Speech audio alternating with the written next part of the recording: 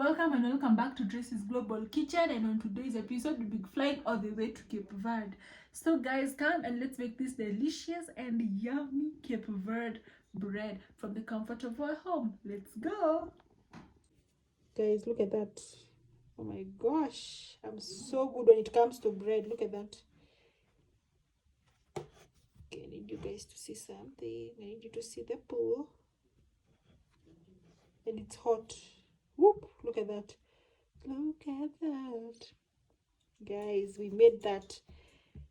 2 cups all-purpose flour, a cup of sugar, 1 teaspoon of yeast, teaspoon of salt, more milk because we're not trying to kill the yeast.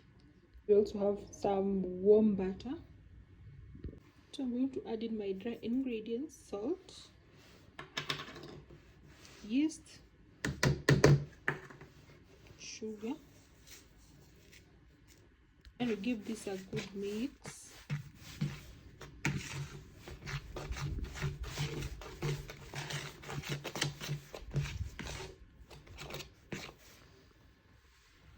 Perfect. So we're going to now add in our warm milk.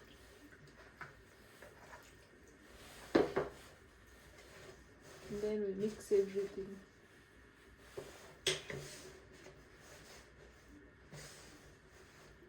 Challenges of not having a kitchen thermometer. I don't know why I feel like the milk was too cold. At times I feel like the milk was too hot. I'm just going to do some guesswork. I hope everything turns out nicely. So I'm going to place our dough on a flat surface, and then you knead and stretch.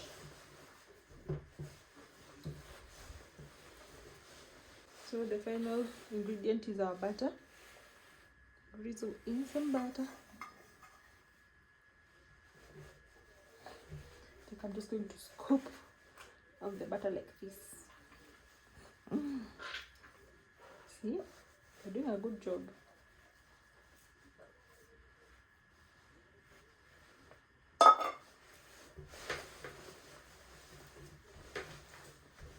Maybe guys, I need you to observe something. There's usually a test I see bakers doing online. I hope that, my god, mine is even breaking. Oh wait. Yeah. Anyway, we have kneaded it to the best of our capability, right?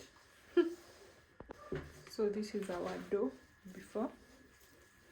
Okay guys, is it so bad? This is our dough before.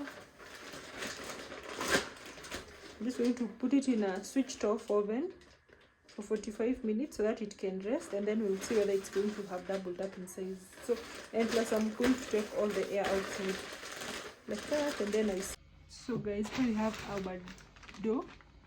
Can you see the air? Yeah. And plus it has doubled up in size. Okay,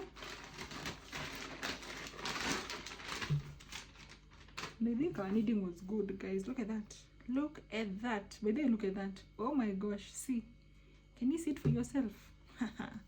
Guys, do not come here to joke. So, I'm going to... Okay, so I'm working with this is a very, very small container. But I don't want to, like,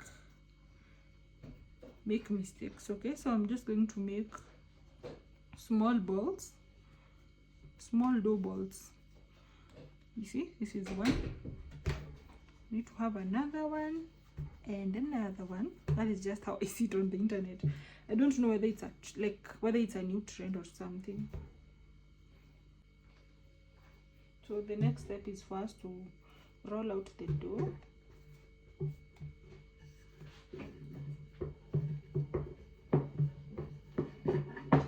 Then we just roll as we press. I don't know why, but yeah.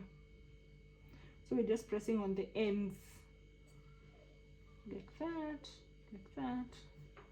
Perfect. We are done, right? Look at that. So I have my dusted pan, oiled and dusted pan, and then I'm just going to like fix these guys. Oh my gosh. Why did I not reason out that my shapes will be too long?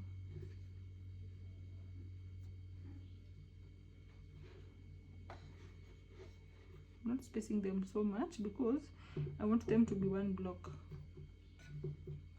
Yeah, so this is the before, and then we just let them rest for 45 other minutes so they can double up also. Have some milk, then we coat. I'm doing this because I don't have eggs at the moment. You want that shiny brown color.